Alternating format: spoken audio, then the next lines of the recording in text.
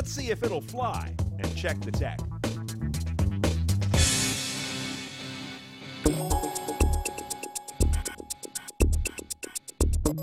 Of course, the first two things you notice about the Model X are, oh, it's an SUV, and oh my God, it's gonna fly away.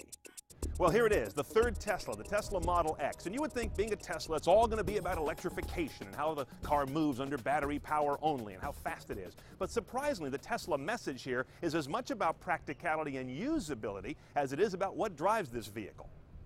In fact, founder Elon Musk goes so far as to say this car will beat minivans, SUVs, and even the current 911, all at their own games.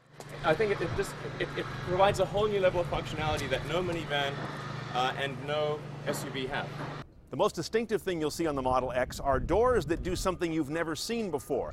They lift like a gull wing door, but those have never been practical. These also articulate right about the belt line here and become what they call a falcon wing door. That gives you, according to Tesla, much more useful access to the second row with a child seat while also being able to use the third row at the same time. How many parents know what I'm talking about there? And of course, you can tell by the altitude of getting in here, this is a car that allows you to stand up on ingress.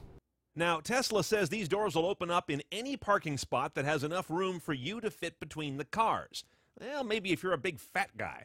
To my eye, they seem to need somewhat generous space. But let's see what the production geometry turns out to be. However you get inside, it's LCD City. The instrument panel is all LCD. The center stack is one huge 17-inch touchscreen LCD. And there are even little iPod Nano-looking LCDs on the steering wheel to create dynamic control functions as needed. Now this is interesting. It may or may not make it to production because of various technical as well as legal reasons, but it's a mirrorless car that has a rear-facing camera. This does the job of looking back, but instead of a mirror you look out at, it puts that image on a screen in the vehicle. We see this on a lot of concept cars. Tesla says it could be legally tough with certain vehicle regulations, but the reason they want to do it is not just tech gee whiz, but to save some 5% of energy consumption during highway cruising. The Model X is built on the platform of the Model S. But with a bigger frontal area to move through the air, the range will be down about 10 or 12% on a charge. That means anywhere from 140 to 260 some odd miles, depending on the model you buy. 0 to 60 is expected to be 4.4 seconds, and that is indeed quicker than a current 911. Now, it's funny, Tesla talks about this car having the handling of a Porsche and also the performance of one, but also the front luggage capacity is rather similar. Up here, there's no motor because the motors on this car are very compact and the batteries are down in the belly of the vehicle. So you end up with not just that very spacious rear trunk, but also a very spacious front trunk. But it goes beyond practicality. Tesla points out this is sort of the ultimate crumple zone.